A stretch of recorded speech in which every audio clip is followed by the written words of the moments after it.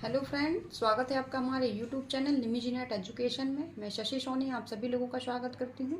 और आज हम बात करने वाले हैं अपने यूनिट 3 के बारे में। बाकी पहले हमारी यूनिट हो गई है, आपकी जो 3 यूनिट बची हुई हैं वो आगे हम कंप्लीट करवाते हैं। पेपर की डेट आपकी आ गई है, आप सभी लोगों को पता होना चाहिए। 8 दिसंबर को एजुकेशन सब्जेक्ट का पेपर जो है वो फर्स्ट शिफ्ट में है। ठीक है, तो 8 दिसंबर फर्स्ट शिफ्ट में एजुकेशन का पेपर है।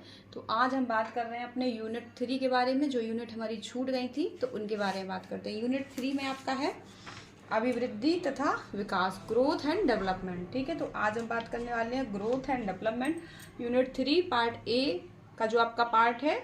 इसमें जो पहला टॉपिक है आपका अभिवृद्धि एवं विकास। ठीक है, सिलेबस सबके पास होना चाहिए, सिलेबस में देख लीजिए अभिवृद्धि तथा विकास। तो अभिवृद्धि होती क्या है, अभिवृद्धि के बारे में हम बात करेंगे कि वृद्धि होती क्या है। इसको वृद्धि को कहते हैं ग्रोथ, विकास, डेवलपमेंट। तो ग्रोथ का मतलब है किसी भी चीज में वृद्धि, जिसको आप देख सकते हैं, जो आपको दिखाई दे रही है। जैसे नवीन अंगों में वृद्धि, किसी भी चीज में बढ़ोतरी, मतलब किसी भी चीज में कोई चीज बढ़ रही है या किसी भी चीज में बढ़ोतरी हो रही है जिसको आप सामने से देख पा रहे हैं। ठीक है, तो उसको कहते हैं अभिवृद्धि। और विकास, विकास चहुमुखी होता है। ठीक है, तो इसमें हम कहते हैं कि इसमें जो अभिवृद्धि में जो हमारी आएगी, इसका मतलब होगा शारीरिक अंगों में। ठीक है, जब शारीरिक अंगों में जो वृद्धि होती है, जैसे जब बच्चा बढ़ता है तो उसकी हाइट बढ़ती है, उसका भार बढ़ता है, उसका वजन बढ़ता है, तो उसको हम कहते हैं अभिवृद्धि। ठीक है, और जो जब उसकी उम्र के साथ साथ उसका जो मानसिक विकास होता है और उसमें जो सोचने समझने की क्षमताएं आती हैं और काम करने में परिपक्वता आती है, तो उसको हम कहते हैं डेवलपमेंट। ठीक है, तो इसको हम कुछ टॉपिक्स वाइज समझ लेते हैं कि विकास क्या होता है। लेकिन विकास जो होता है वो जीवन भर चलता रहता है, जीवन पर्यंत चलता रहता है। और वृद्धि होती है वो केवल कुछ ही टाइम के लिए होती है। जैसे एक 18 से 20 साल तक की उम्र में बच्चे की पूरी वृद्धि हो जाती है कि उसकी हाइट कितनी होगी, उसका भार, उसका वेट, उसके जो अंग होते हैं वो सारे विकसित हो जाते हैं। तो इसमें हम कहते हैं वृद्धि हो रही है। तो वृद्धि को हम नाप सकते हैं, सामने से देख सकते हैं, उसी को वृद्धि कहते हैं। ठीक है, जो शारीरिक अंगों में वृद्धि या बढ़ोतरी हो रही है, नवीन अंगों की जो वृद्धि हो रही है, उनको हम वृद्धि कहेंगे। जैसे आपके नेल्स हैं, आपके हेयर हैं, आपके हाथ पैर हैं, जिनकी जो वृद्धि हो रही है उनमें, तो उनको वृद्धि कहते हैं। लेकिन उनके साथ साथ जो विकास होता है वो जीवन पर्यंत चलता रहता है। वृद्धि एक उम्र तक आकर रुक जाती है, लेकिन विकास क्या होता है, विकास जीवन पर्यंत चलता रहता है। ठीक है, तो शारीरिक जो होती है वो वृद्धि होती है, और इसके बाद मानसिक, शारीरिक जो भी होता है वो सारा हमारा विकास होता है। ठीक है, तो इसमें केवल हम शारीरिक अंगों को मानते हैं, और इसमें क्या होते हैं कि मानसिक, सामाजिक, सामवेगिक सारे विकास आ जाएंगे आपके डेवलपमेंट के अंतर्गत। ठीक है, यहाँ पर हम कहते हैं कि अभिवृद्धि में हम मापन किया जा सकता है। ठीक है, इसको हम माप सकते हैं, लेकिन इसका क्या होता है, इसमें हम गुणात्मक प्रक्रिया के रूप में देख सकते हैं। ये गुणात्मक होता है, जैसे हमारे गुणों का विकास हो रहा है, सारी चीजों का विकास हो रहा है, तो यहाँ पर हम वो कहते हैं। यहाँ केवल हम शारीरिक परिवर्तन देख सकते हैं, और इसमें क्या होता है, शारीरिक, मानसिक, संवेगात्मक सारे विकास आ जाएंगे आपके। ठीक है,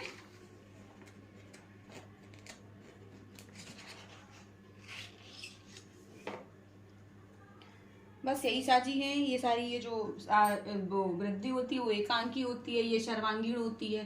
ठीक है, वृद्धि को हम एक रूप में देख सकते हैं। बाकी यही टॉपिक आते हैं, यहीं से आपके क्वेश्चंस भी बनते हैं। ठीक है, तो अभी वृद्धि जन्मजात होती है। ठीक है, लेकिन जो विकास होता है वो अर्जित होता है। ठीक है, ये अभिवृद्धि जो एक एज होगी उस तक होगी। ठीक है, अभिवृद्धि में विकास सम्मिलित नहीं होता है।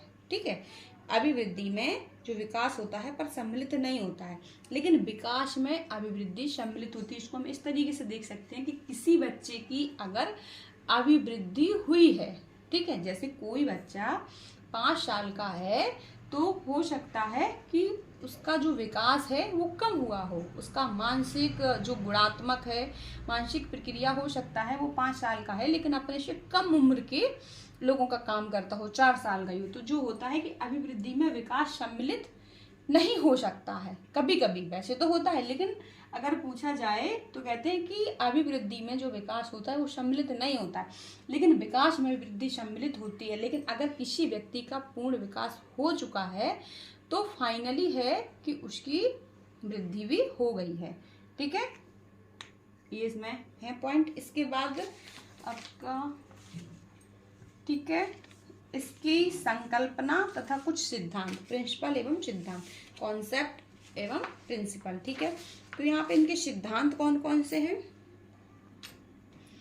ठीक है, ये कुछ सिद्धांत हैं जो विकास के सिद्धांत आपके सिलेबस में दिए हुए हैं। सिलेबस को भी देखते जाइएगा, तभी आप यहाँ पे पढ़िएगा। ठीक है, जो यहाँ पे वृद्धि एवं विकास के कुछ सिद्धांत हैं कि सिद्धांतों से पता चलता है कि किस तरीके से विकास की और वृद्धि की प्रक्रिया पूर्ण होती है। ठीक है, इनको थ्योरी करी पढ़ने से पहले, लेकिन अगर आप कुछ अपना जो रियल लाइफ से जोड़ के पढ़ेंगे, जोड़ के देखेंगे, तो चीज़ें और ज़्यादा ईजी हो जाएंगी। ठीक है, तो अभी तक हमने वृद्धि और विकास के बारे में पढ़ा कि जैसे जो वृद्धि होती है वो एक निश्चित उम्र तक होती है। तो ये आप लोग भी देखते हैं कि चाहे लड़की हो चाहे लड़का हो, किसी का भी जो कोई बच्चा हो, उसका जो वृद्धि, उसका जो पूरा का पूरा जो वृद्धि होती है, जो उसका विकास होता है, वो उसके अंगों की जो भी होना होता है, वो कितनी हाइट रहेगी, कितने उसके हाथ पैर विकसित होंगे, एक 18 से 20 साल तक हो जाते हैं। ठीक है, लेकिन जो उसका विकास होता है वो माता के गर्भ से लेकर जीवन पर्यंत चलता रहता है। उसमें कुछ ना कुछ डेवलपमेंट होता रहता है, शारीरिक, सामवेगिक। देखिए, इसमें जो वृद्धि में आएगा, वृद्धि के अंतर्गत केवल और केवल शारीरिक विकास आएगा। ठीक है, जिसको हम देख सकते हैं।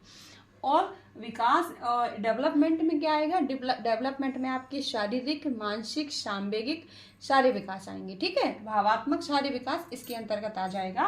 और इसके जो विकास के अंतर्गत फिर आपकी वृद्धि भी आ जाएगी। ठीक है, वृद्धि के अंदर विकास नहीं आएगा, वृद्धि के अंदर विकास नहीं आएगा, लेकिन विकास के अंदर वृद्धि आ जाएगी। जब आप पूरा व्यक्ति का डेवलपमेंट हो जाएगा तो फिर इसी को ग्रोथ एंड डेवलपमेंट कहते हैं। क्योंकि क्वेश्चंस में कभी कभी आता है कि ये बताइए कि कौन से लक्षण अभिवृद्धि के हैं या कौन से लक्षण विकास के हैं।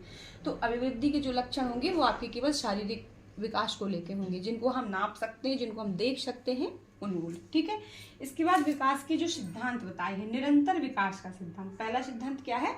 निरंतर विकास का सिद्धांत।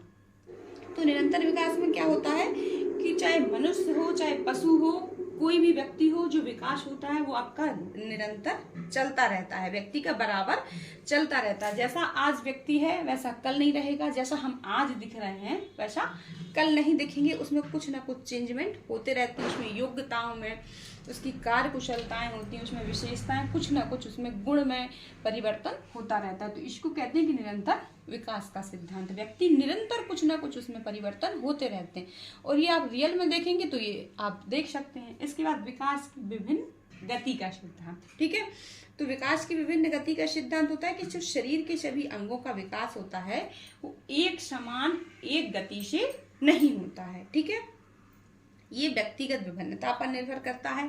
जैसे जब हम देखते हैं कि जो मनुष्य का मानसिक विकास होता है वो 6 वर्ष की आयु में उसका लगभग पूर्ण विकास हो जाता है, और जो शारीरिक विकास होता है और सामाजिक विकास होता है, भावात्मक विकास होता है, वो किशोरावस्था तक होता है। ठीक है, उसमें जो सामाजिक विकास होता है वो किशोरावस्था में होता है, और शारीरिक विकास होता है वो किशोरावस्था तक होता है, लेकिन जो मानसिक विकास होता है वो 6 वर्ष की आयु में पूरा हो जाता है। तो कहते हैं कि विकास की विभिन्न गति का सिद्धांत। गति अलग अलग होती है विकास की।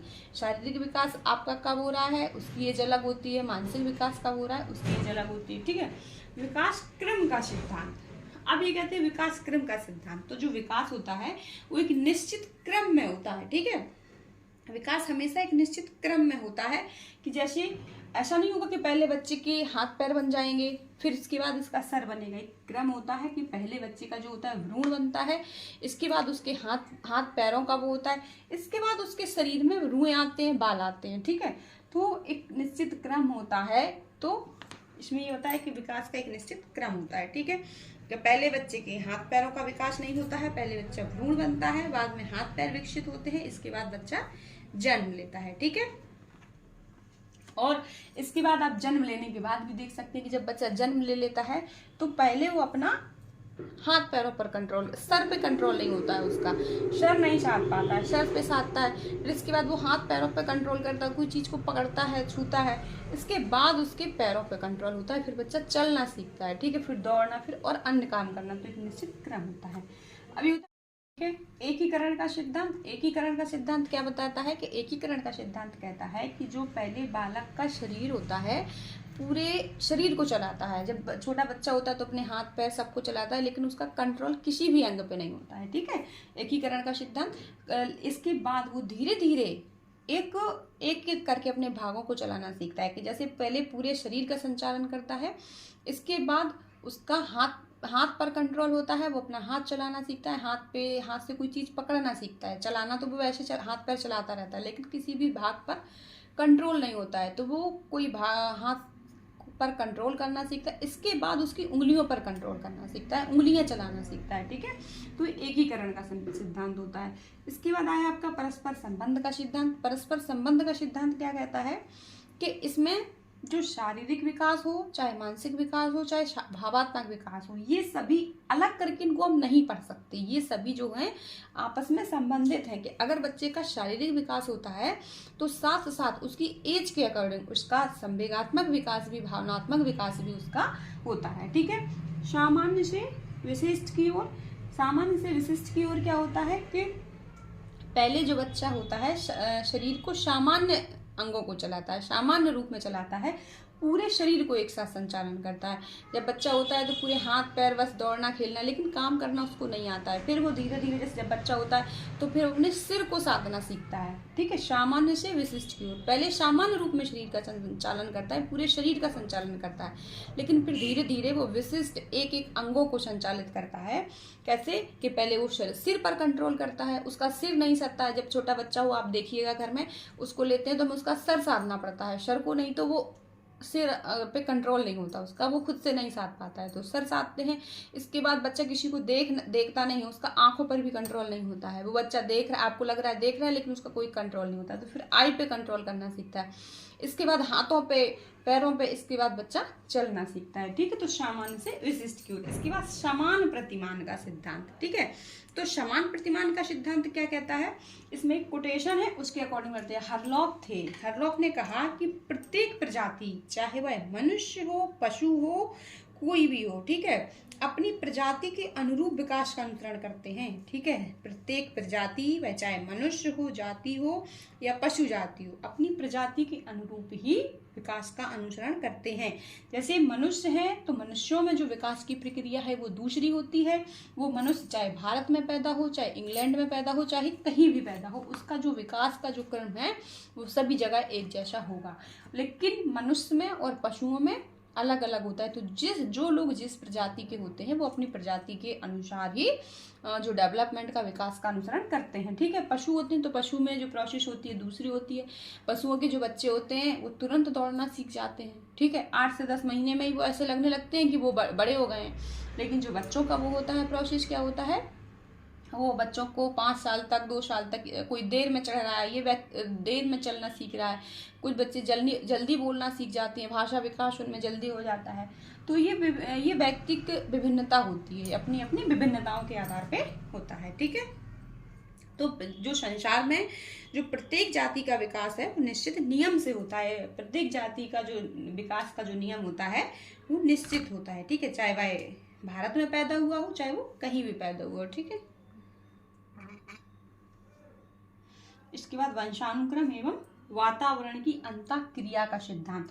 तो ये तो हम मानते ही हैं कि जो वंशानुक्रम और वातावरण का जो इफेक्ट होता है वो बहुत होता है, कि अगर हमारे जो मतलब जेनेटिक अगर कोई इफेक्ट है, जो वंशानुक्रम होता है वहाँ पे अगर हमारे पेरेंट्स को कोई प्रॉब्लम है तो उसका इफेक्ट हमारे ऊपर देखने को ही मिलता है। और जो वातावरण होता है, अगर कोई व्यक्ति अच्छे वातावरण में रह रहा है तो जो उसका डेवलपमेंट है, जो उसका शारीरिक विकास है वो भी बहुत अच्छा होगा।